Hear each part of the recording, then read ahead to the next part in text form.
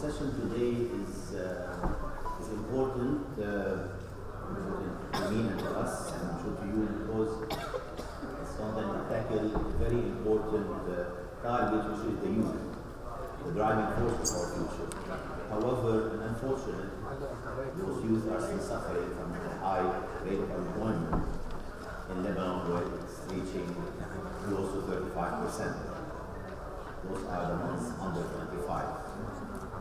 In the fourth industrial revolution, the job market has become a platform that continuously changing and grows. Currently, there is a mismatch between the demand skills in the job market and what's currently being offered within the education system. Digital skills were and are an important aspect that seem to be very crucial.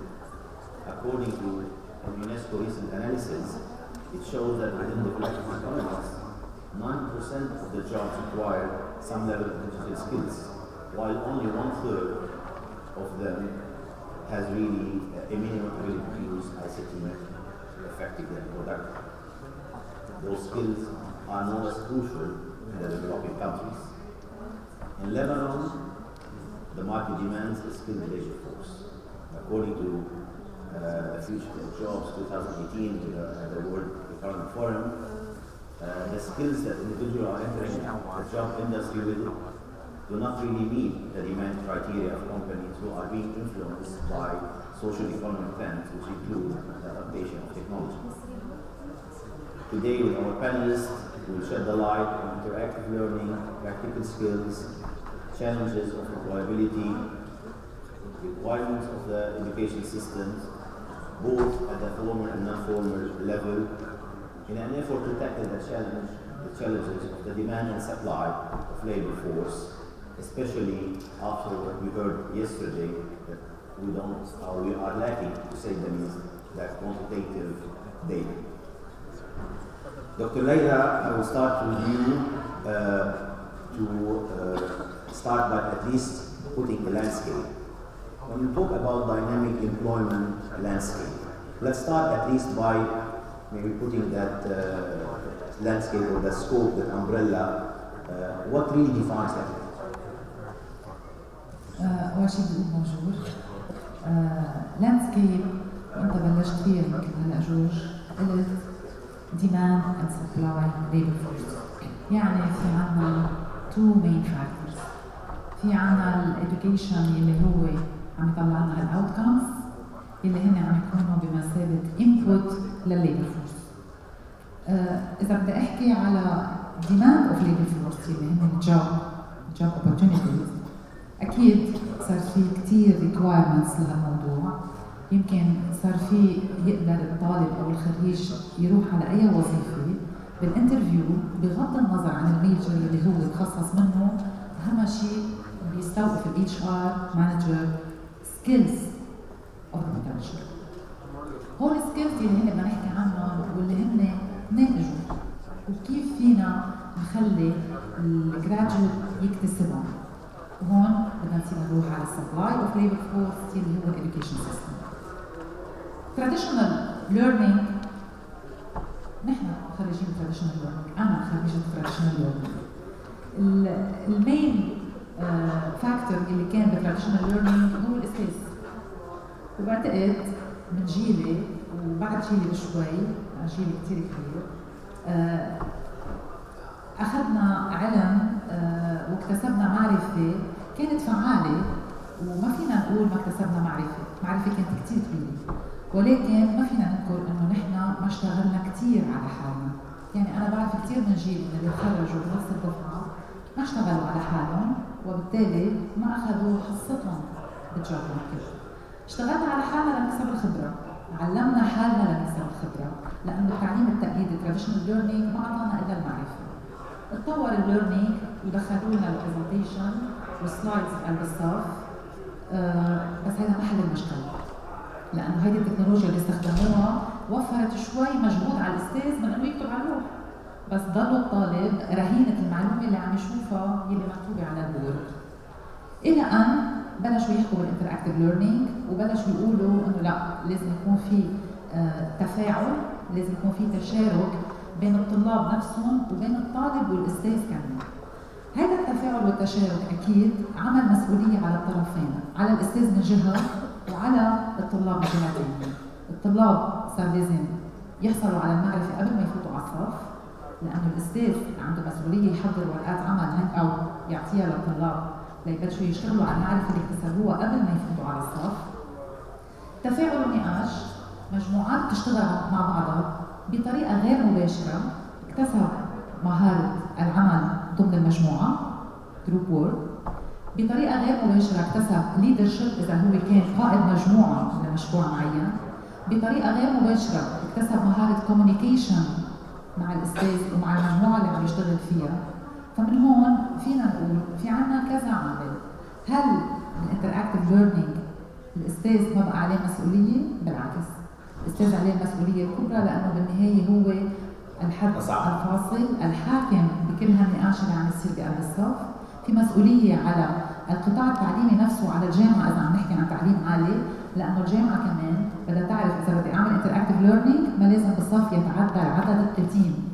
هل بتقبل الجامعة يكون في عندها كذا سيشن لكورس واحد؟ لأنه هيدا الشيء أكيد بده يكون it will be costly. ففي كذا عامل مسؤولين عن الموضوع، الطالب نفسه والأستاذ والجامعة، ما في شك. كمان الكومبانيز البرايفت سيكتور عليه مسؤولية، لأنه هلا صار البرايفت سيكتور بده يحاول يخفف علينا فقط تدريب الخريج، فبقول لك بدي اياه عنده مهارات خالصة خالص. فكلنا مسؤولين عن هالموضوع، ولازم كلنا نتفاعل مع بعضنا لحتى نقدر نقرب الوجهات ونقرب الديناميك السطرية اللي انت بلشت منها. رح نقول عند دكتور شيء جميل، بما انه عم نحكي عن الإديوكيشن سيستم قبل ما نرجع ننتقل لهالسكيلز والديفلوبمنت تبعها فممكن لنون فورمال، بس نحكي عن الإديوكيشن سيستم اليوم انتراكتيف اللي حكينا انتراكتيف ليرنينج كسكيل ديفلوبمنت. صار الاستاذ دوره اصعب مثل ما قالت الدكتوره ليلى. في تشالنجز اكثر كيف الجامعه يعني على الكل، وامبارح سمعنا قديش هالتشالنجز على الكل ومش بلبنان ولا بالمنطقه على صعيد العالم. اليوم كيف المنطلق من جامعتك وطبعا كإديوكيشن سيستم بشكل عام هالتشالنجز عم تكون ادرس لاي مدى عم نقدر فعلا to tackle this problem and build on it in terms of at least let's start from the curriculum point of view maybe, and then we'll move into the human resources in terms of the staffing as well as a second. Okay, I think I have to break this one down because if we want to talk about curriculum development, you're going to have to think about purpose, right? What is the objective that we're trying to accomplish? And that would be learning, right? Specific skills required by the labor force. Now, the issue is that there are gaps in the skills, and we always hear about those terms, skill gaps, skill gaps. But what kind of skill gaps are we experiencing is a more interesting question. And ironically, the data, the technology is actually the one that's giving us the answer. So when you look at the data, labor data, employment data, actually employers face the biggest gap in soft skills.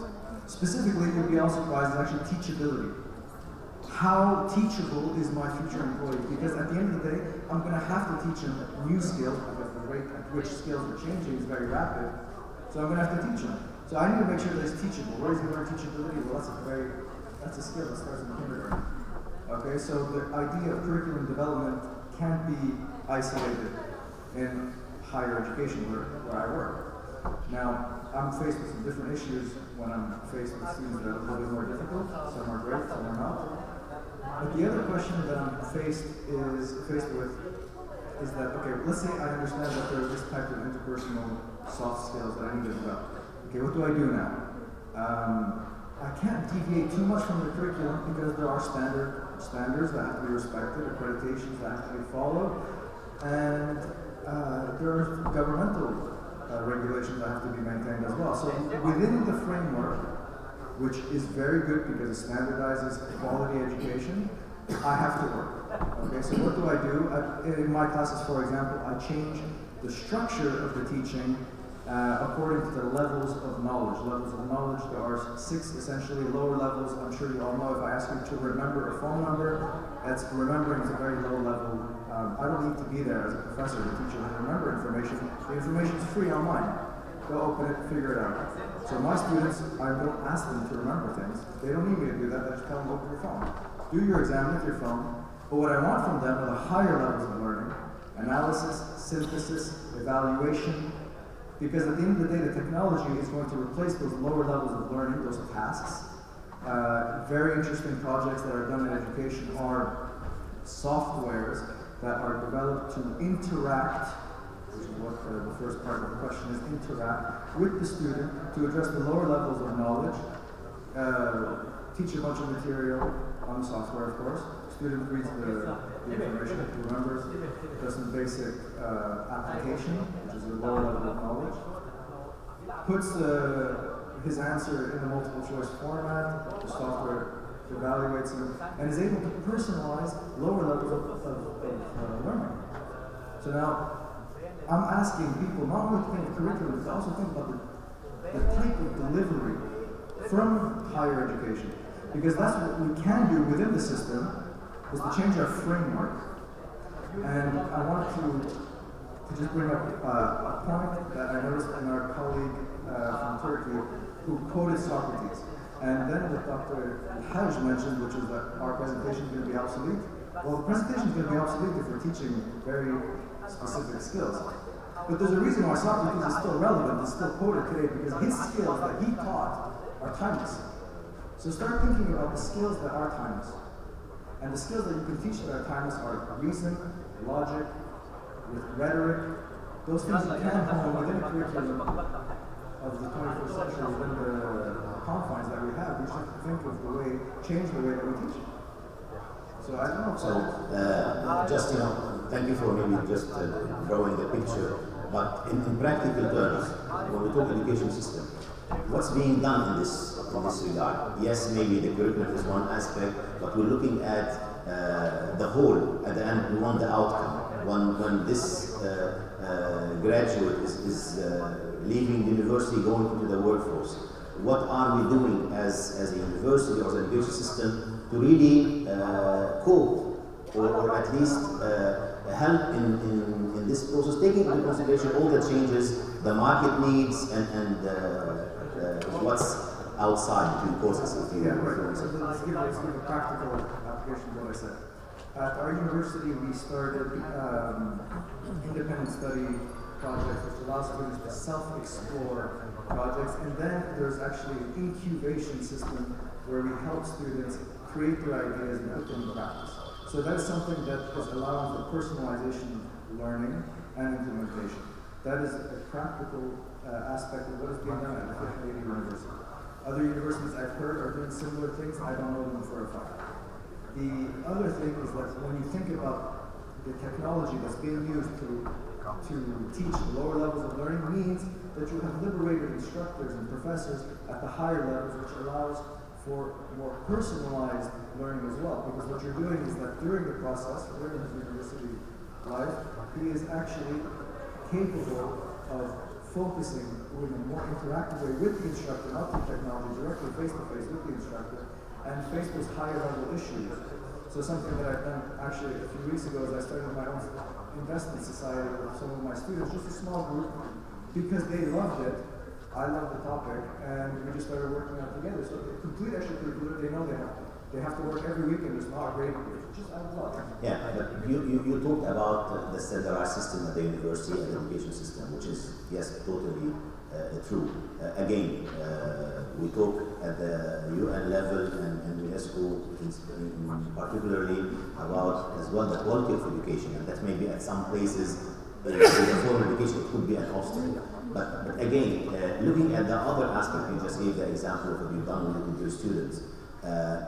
If we're talking about instructors or professors, to what extent, besides the fact that Dr. Shaya did a certain initiative, but at the institutional level, is there anything that's really being done to really accompany or at least work with with this, to be able to really cope with what's happening, not with all at the, let's say, the university plan or maybe higher education plan or school, just to make it institutionalized, because we're talking institutions at the end of the day when we're talking university. This is an excellent question. I think institutionally, some of the practices that were being put into place is a community-based approach. So one of the obligations of the faculty members and the university is a community involvement. We go out, we look at what is needed and asked for in the community in ours, and we try to help them with workshops and programs like that. Now, the informal educational sector, I think, excels at that. Now, the university has the resources to do that, and is now being more in touch with the community and is applying its knowledge and its resources to help at a community basis. This is institutional practice. All faculty members are asked to engage in the communities. The other thing that I would say is that in order to close this loop between this little university and the community around it, whether it's national or regional, is the professional council, which we go select a few members of the professional community, and we ask for their feedback on a regular basis in order to know what are the requirements into the workforce, in order to update our curriculum, update our system, in order to stay up to date as quickly as we possibly can. I don't know if that would help. We'll come back to that with the human resources aspect. But excuse me, I'll pick up from when you ended. Community. We talked about the gap. We always talk about the gap between the education system and the market and the community and so forth. I just want to move to Sally. Sally, you've been working and you're still working with youth, with LOIAC and at a different level, at training centers, with coaching, with different. Let's see the other end of this within the non-formal. When we talk about now we're talking about education system, let's talk about from the developing the skills, whether the interactive learning or other, but the needed skills and the market skills that we're seeing developing. I will just move from what Dr. Shaya, كنا عم نغلط باسمك, what just said. I'm going to juggle between Arabic and English إذا تسمحوا لي. Basically لما عم نحكي عن formal education, لما عم تقول دكتور شيا إنه نحن الجامعات فيها تقوم بهذا الدور تبع informal education, I unfortunately strongly disagree. لأنه اليوم لما الجامعة بتقول للتلاميذ نحن we will do you informal education like workshop, like activities, like whatsoever, the resistance level عند الشباب بيكون جدا عالي. They do not accept it من الجامعات. They prefer, وأنا I always say that to my students and to administration of the universities that I teach at, take the students, the youth out of their comfort zone. Let them get out of their seats, out of the campus. خليهم يتعاطوا مع عالم تانيين يكون عندهم exposure أقوى. This is number one. لأنه لما they depend على الجامعة لحتى تأمنهم من informal education, they still feel it is obligatory for them. This is number one. Number two, they take it for granted إذا بدك تسميها بهالطريقة إنه أوكي ما الجامعة رح تعمل هذا الشيء. While they have to go and search for learning and not education, there's a big difference between learning and education. Education is a system. It's systemized, accredited. بيكون في 4 سنين 3 سنين number of credits that they have to take. While learning, it happens every single second هلا بحياتنا.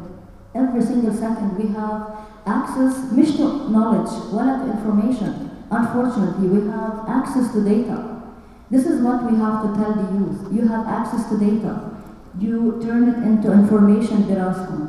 And then after a certain time of reflection, then you turn it into knowledge. You don't get knowledge from the internet. You don't get knowledge from Wikipedia. You don't get knowledge from Google. You get information, or data, whatsoever. So this is how I agree totally with Dr. Shaya and what he said in the social skills, or the cognitive skills, if I may call, rhetoric, critical thinking, all these things yalli can be integrated in the curricula yalli عم تنعطى للتلاميذ. It should be, and this is something that should be done on a. I join hands with Dr. Shaya. It starts by personal effort. By personal effort من الأساتذة, but it has to be institutionalized and it has to be, there should be a strategy لحتى كلنا نكون على the same level. هلا on the other hand تننقل عند الشباب أكثر على الجوب market what is happening. Yes, there is high unemployment بلبنان, but there are many opportunities. But the youth are not able to see it لأنه they don't have the social skills, لأنه بكل بساطة they don't know how to present themselves. Simply. They don't know how to, يعني بيتعلموا كيف يعملوا CV. Yes, they can learn how to do CV على LinkedIn أو على different applications. But they have to learn how to actually present themselves. لأنه اليوم نحن, this is something else حتى organizations need to understand.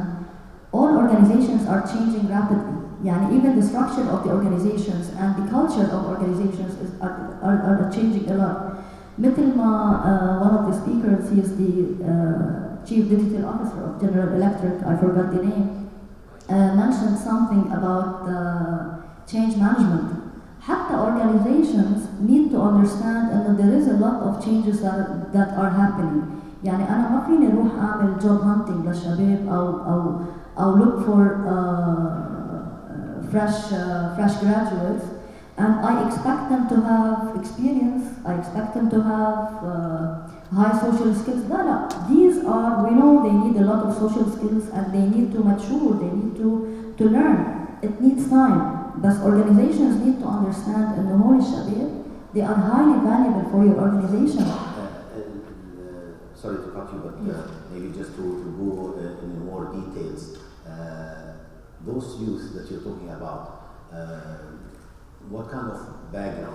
Are they graduate, university graduate coming to you, your organization, in terms to get these kind of skills? They are just community people with going through the life learning process, or basically, what kind of target? The youth are basically, in the majority are students who are still هلا عم يستعدوا to get into the job market, يعني either تاني سنة, ثالث سنة. But now we are tackling students بالمدارس, and this is our strategy for the last year and this year. High schoolers, لأنه high schoolers are harder to handle in classrooms. I think الأساتذة بيوافقوني. لأنه كله عم بيكون الجيل أكيد مع احترامي للكل، بس الهاي سكولرز عم بيكون أصعب التعاطي معهم لأنه they have a lot of information in their hands, so they look at you as a stage or as trainer or whatever. They think they don't need you. And this is where the approach with them is so much needed. This is why providing them with the training is not enough. You need to involve them in the community. You need to work on their social responsibility. حتى يكون في أكثر sense of belonging to their community, especially that we so much need نحن social initiatives. نحن especially بلبنان عم نحكي بالعالم it is trendy, بس لبنان so much needed لأنه إلى حد ما بعرف إذا في حدا من الحكومة هلا. These social initiatives are نوعا ما بديل للحكومة, which is totally needed. يعني دكتور ليلى كانت عم تخبرنا عن very nice initiative عم تعمل مع طلابها. That is what we need.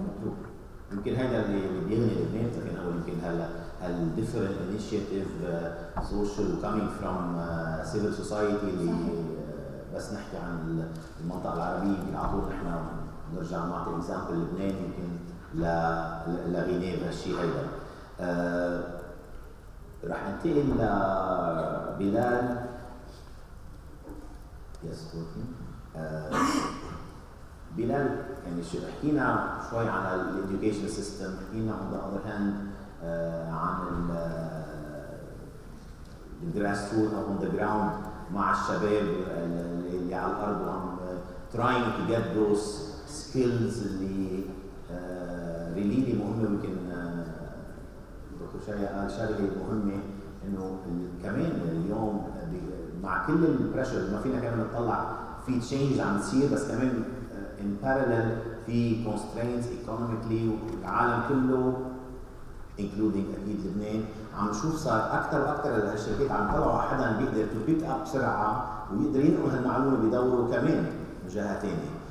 ما بين هالخلفيتين إذا فينا نقول the education system from one end and the non-formal and the practical skill work and skill obtaining. Within that, you work on different initiatives or platforms that somehow put a structure into that on the ground work that which can be systematic or applied in different places rather than just this is for that place or that community or that country. Yeah, sure. Thank you everyone for your words. And I actually dressed up in costume representing the non-formal educational system, and as opposed to the formal educational system. I have a quick question. Who here has had to learn something new in their jobs? What did you do? Where did you go when you needed to learn something new? YouTube! Who here wants to learn a musical instrument? Where did you go?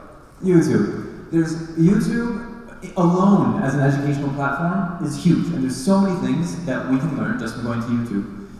But some of the stuff that kept coming up over and over today that I feel there is still a need for formal education. YouTube, way informal. University, way formal. There's still a need for universities that YouTube cannot teach you is encoded in the word for universities. Does anybody know what that is? Human touch? Yeah, we heard this many, many times today. Excuse me? Methodological, yes. But it's literally in the word itself. It's in the word in Arabic too, kulliya. شو جذر kulliya? الكل. It's the universal element of universities that teach us about what is important about being a human being. And we heard it in almost every single one, that all these lower level knowledge elements, they're going to be easily automated. I actually studied computer science and philosophy and mathematics, and those kinds of things, like the operational, sometimes people say, yeah, like the reasoning abilities, like, yeah, maybe reasoning, the rationality stuff could be automated as well. But the deciding what is meaningful and the direction that we go. We're talking about, just to connect it up with the larger conversation that we're having today, about the fourth industrial revolution. What's the key elements of the fourth industrial revolution? With each progressing revolution, we get closer and closer to omnipotence, godlike power of imagining and manifesting. So we are getting closer to being able to imagine something and manifest it. We're not gods yet. We're on our way. We're getting every preceding innovation, automation, 3D printing, design, AI-assisted design, all of these things make it easier and easier for you to be like, you know, it'd be great if I had a toothbrush that brushed all my teeth at the same time. You could probably build that, okay? You could probably build that in a week, prototype, using a lot of the prototyping technology, right? But should we build it? That is the question that I think that universities can really help. And the tool that we've been building, that is, we're trying to bridge a lot of these things. We heard a little bit about universities feeling like one of the most important things is teachability, the social skills, how to learn to be a team member, thinking about civil society. These questions we're all asking is like, what does it mean to be a human with a creative capacity that lives in society? And these are the questions that we need to ask.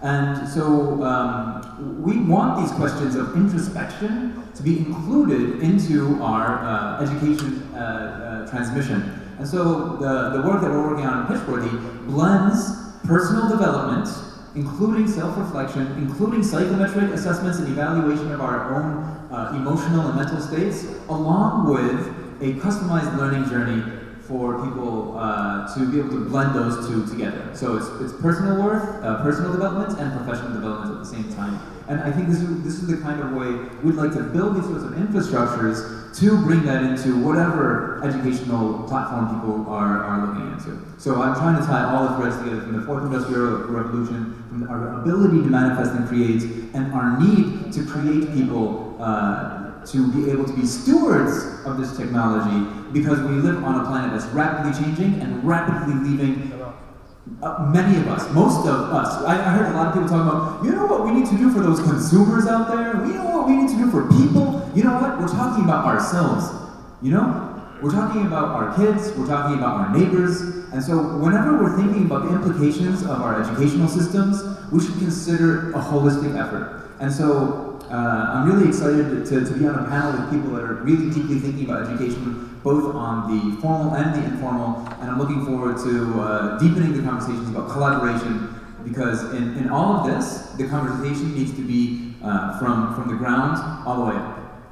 Thank you. I think it's well said and well put. I'll go back to you, Dr. Aboud, and from the last word mentioned, collaboration. We talked about the education system.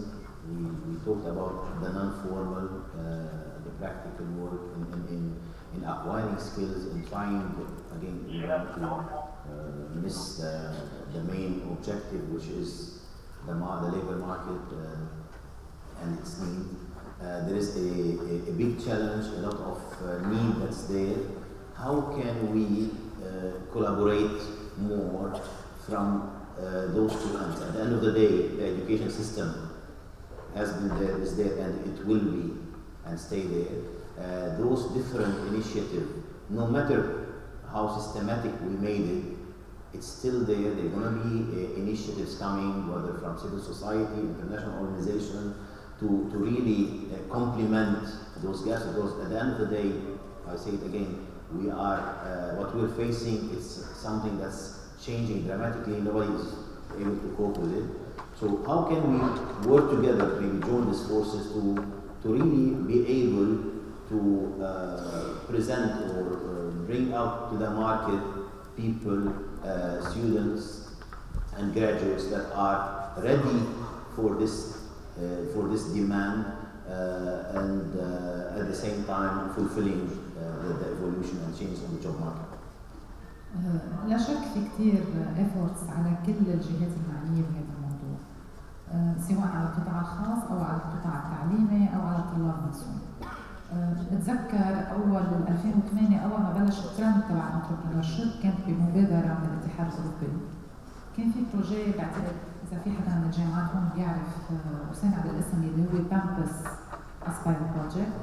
كانوا عم يشتغلوا على تمويل الجامعات مقابل انه الجامعات تعمل بروفايدنج لانتربرنورشيب كورسز على مستوى at the level of university، مش على مستوى كلية. بتعرفوا كلمة انتربرنورشيب ريادة أعمال هي بتختصر كل الكورسز اللي موجودين بالبزنس سكول. فأنا كنت one of the coordinators of the project. فطبعا أول شيء بدهم ياخذونا على إنجلند ليعملوا لنا تريننج. فأنا I was asking what kind of training؟ training for entrepreneurship course. طبعا أنا لبنانية يعني كبراني الخس براسي، أنا أستاذة اقتصاد بدي أروح أعمل تريننج على entrepreneurship، كيف يعني؟ مضطرة one of the coordinators لازم أروح ولازم أحضر. التريننج كان إنه كيف ندرس entrepreneurship. نحن قلنا لكم you should provide entrepreneurship courses at the university، ولكن بدنا نقول لكم كيف بدكم تتعلموها للانتربرنورشيب. طلعت القصة كلها interactive learning. لا في محاضرة ولا في presentation ولا في شيء. طبعا entrepreneurship هي بتحل نص المشكلة تبع unemployment rate اللي هي عنا اياها بلبنان مثل ما سمعنا ومثل ما دائما كنا بنعرف انها كثير عالية. ولكن في عنا جهة ثانية اسمها employability. entrepreneurship اللي جبناها معنا من انجلند لندرسها بالجامعات هي كانت interactive learning اللي من وراها شفنا انه كثير في طاقات بقلب الجامعة بيقدروا يكونوا عندهم افكار، بس كل مشكلتهم ما بيعرفوا هالفكرة كيف يبلوروها، كيف يعرضوها بالسوق، كيف يسوقوها لحتى يعملوا their own business. من هون بالتواصل مع اليونسكو، منى كانت معنا وجورج كان معنا، كان في عندنا شيء اسمه مد يوث بروجكت، هو مشروع شرق اوسطي خاص بالشباب لتمكين الشباب. طلعنا بفكره او بمبادره يلي هي تول كيت. التول كيت كان مقسوم لقسمين، entrepreneurship and employability. يعني هالشاب لحتى to avoid the unemployment كان عنده حلين، يا اما to create his own business او to find a job. وبالحالتين لازم يكون في عنده skills يقدر بالأولى ينجح مشروعه وبالثانية يحصل على الوظيفة اللازمة.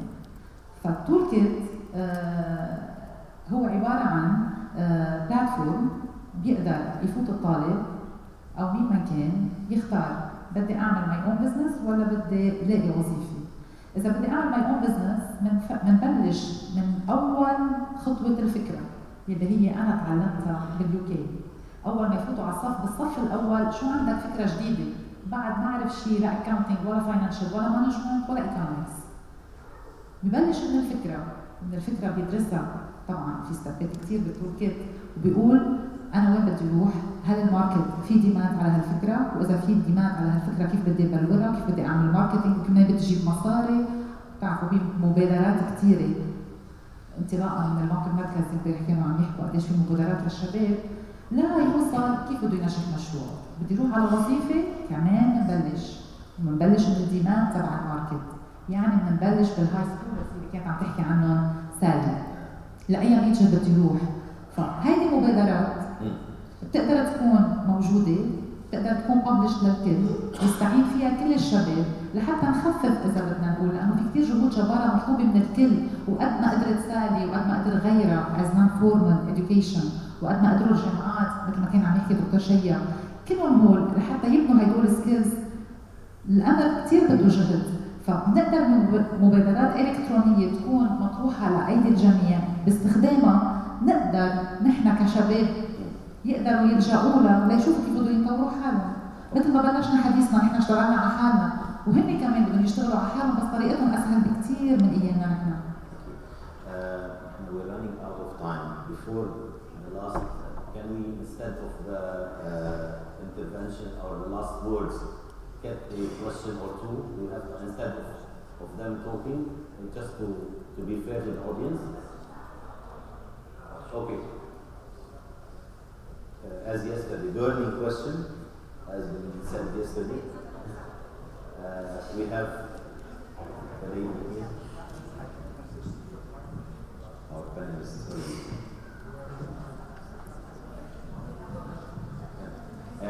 Please just tell us your name and who the question for, and a question, by question, please. So my name is Aya Sulaiman, and my question is to Dr. Layla and Mrs. Sally because you guys are in education and empowering youth. So my direct question will be to Dr. Layla directly, which is what do you think using the toolkit, and what about like the online programs that are currently getting people certified? In the same sense, Mrs. Sally, these online programs that are present now, like if we go to CFA or PMI or anything, and we need like the SDUs in it.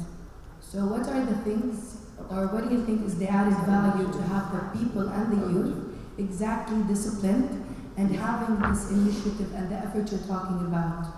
What is it impactful on like both the employer and the employee?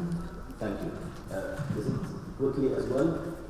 سؤالي لهاني جمال، سؤالي لدكتور شيا، كل اللي حكيته واللي حكيوه الاساتذه انه هو صراحه common sense but unfortunately منه common practice، لانه نحن we are biologically يعني built in. شو هن الستابس اللي لازم نعملها to move forward، يعني call to action لتصير هيدي easy على community؟ وبرأيك أنت النولج هي its power أو potential power؟ Thank you. Sally, and أنا then Dr. دكتور ليلى وجاوب عنها. So basically these kinds of certifications أكيد كثير مهمة. This is exactly اللي كنا عم نقوله اليوم، عم نروح صوب التخصص. So كمان it's important الواحد ياخذ these kinds of diplomas لأنه متخصصة بمجال. يعني it is equivalent صارت للماستر أو PhD، طبعا مع احترامي لكل PhD holders and the master holders. اللي بدي أقوله على الأونلاين أو عن any kind of information that you get.